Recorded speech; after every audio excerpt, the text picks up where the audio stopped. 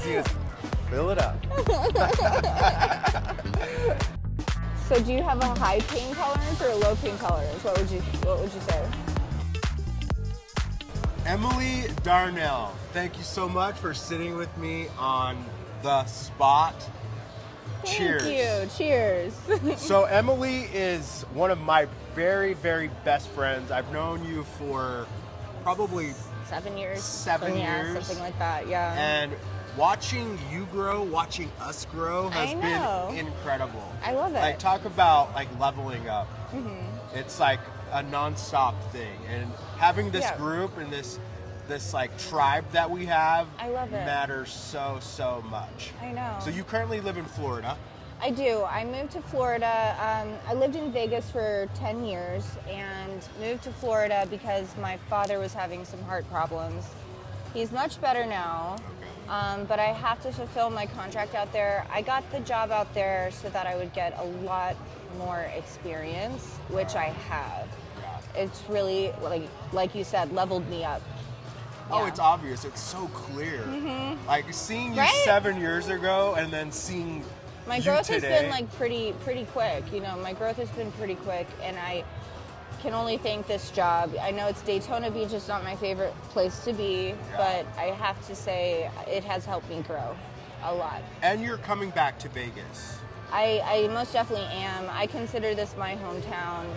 I was a military brat growing up, and you know, it kind of never really called any place home. But You can't shake us off. Yeah, no, it's so true. Like Vegas stays in your heart forever. So where do you see yourself in Las Vegas? Summerlin, Centennial Hills. I've lived on the Strip before. I don't think that's a great idea. I don't want to do that, but if I came back here, I would want to work at a plastic surgeon's office. I think that's even more growth. You're going to learn so much from a plastic surgeon. That's going to be just the next level, you know? Yeah, that's what you do. You just grow. You just level Yeah, up. There's no other way for you.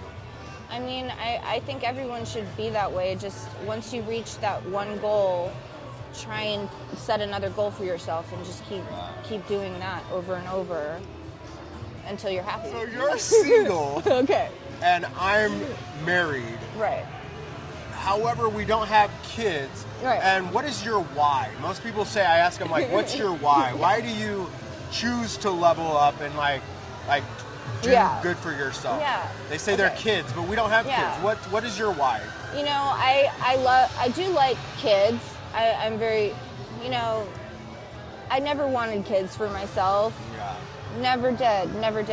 Can't remember a single time where I was like, I really want to do this, you know. And I really don't think even the perfect man could convince me that would be okay. You know, I totally respect mothers and parents and fathers and everything because that's hard, you know, having to juggle your life and having kids, you know, in this world we live in, you know, it's kind of scary, but I'm much more of the fun aunt. I love that role for me, like that is me. Yeah, it's a big step. It's a huge commitment, you know, and yeah, I feel like I can help multiple kids or like just sort of get my message out there to my patients when I see them, the young kids and everything, and that's my way of parenting, you know. I see a lot of body dysmorphia and stuff with these young kids. They're like just 19, because 20. of social media, it's like so hard seeing that. Like we didn't always have social media. No, growing I up. didn't grow up with the internet. I remember when the internet, like, you know, we could AOL, like instant messenger and stuff like that. I remember dial up, that whole thing. I remember all of that. So yeah, I do a lot of teaching to this younger generation, Gen Z, about, you know, body dysmorphia and, you know, just teaching themselves how to feel beautiful without changing every single thing about them, you know? That's wonderful. Yeah. So what's your motivation to succeed? Honestly, I was never good at school. Barely graduated high school. The first time I went to college, I didn't do so well. Joined the military. That straightened me up a bit. Got my BSN. It was a struggle. MSN was a struggle. I just never gave up. I really wanted to prove to everyone that I'm not dumb and I can do these things. I can do good things. I can do big things, you know, and I wanted to prove it to myself and to everyone. Yeah, so I just never quit.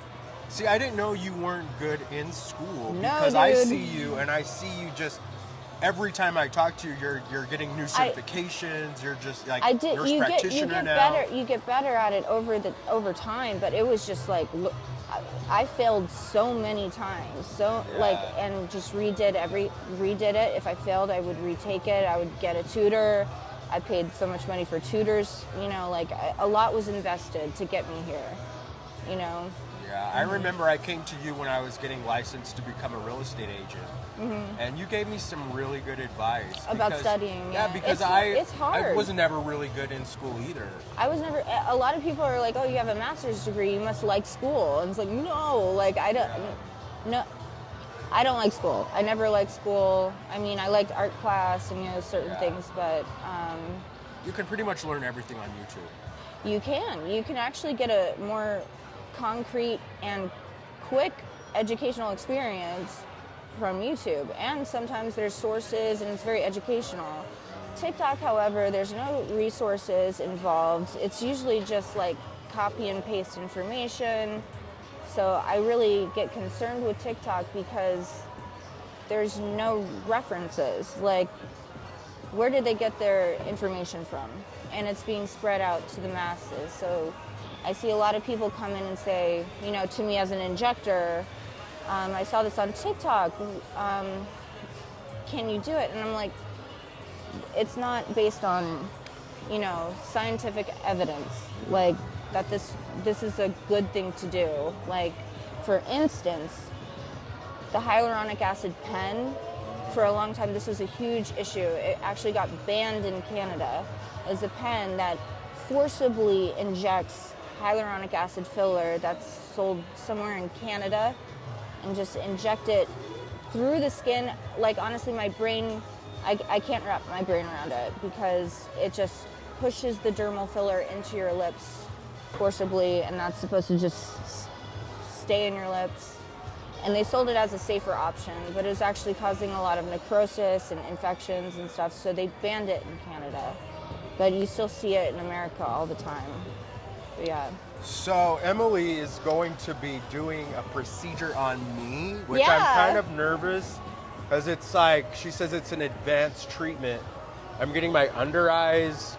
Explain to them what you're doing.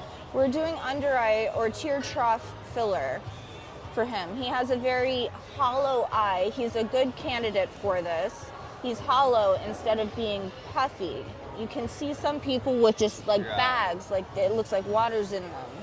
It's not water, it's fat. It's fat in there. And it's like a genetic thing. Your kids will probably have it if you have that, but you have hollows. So what I had hollows. It's specific, you can use filler for that. Anything else, you're just gonna make the problem worse.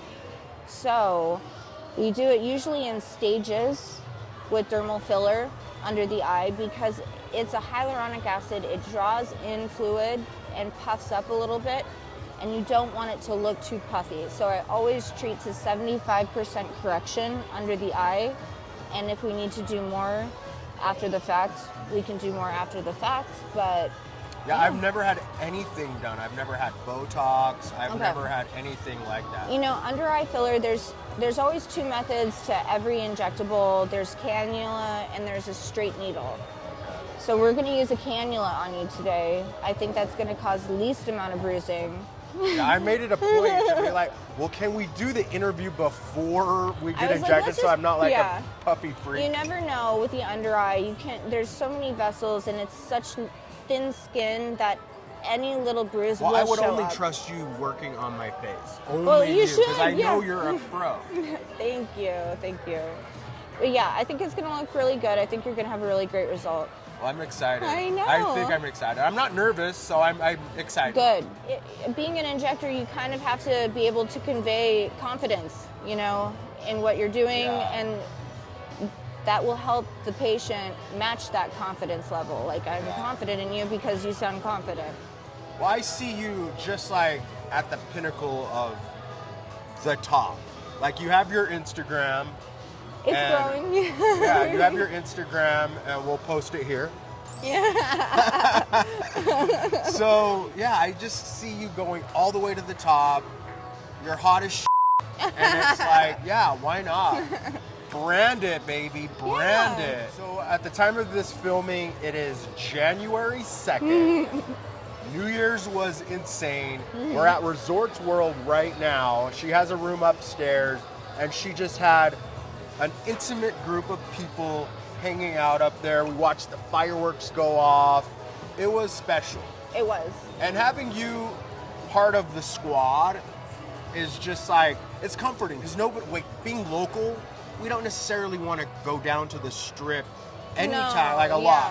No. Especially on New Year's because it's so chaotic. Honestly, I lived here 10 years, and this was the second time I've been on the strip for New Year's. And it wasn't as bad as the other time I was here, but it's always awesome when you're on the strip. It's just hard to get down here. It's kind of annoying. But I'm glad we did it. It was such a great time. It was a great time. My niece Soul DJ'd down on Fremont, so we went down there. At La Comida. And then we got back here right on time for time. the ball to drop, watch the fireworks. It was incredible. We walked in the door and they started going off. It was amazing. Incredible. And I'll be showing some pictures of that Yeah, too. yeah. Are you excited? Yeah, I'm excited. Yeah, me too. I mean, I don't know what to expect. So it's like, I don't know what to be excited about, but I know that if it's going to, you know, make my eyes, it'll definitely help. Like fill them out a little bit. Like you say, they're like, it's a hollow thing. Fill it up a little bit. Fill her up. Easy as fill it up.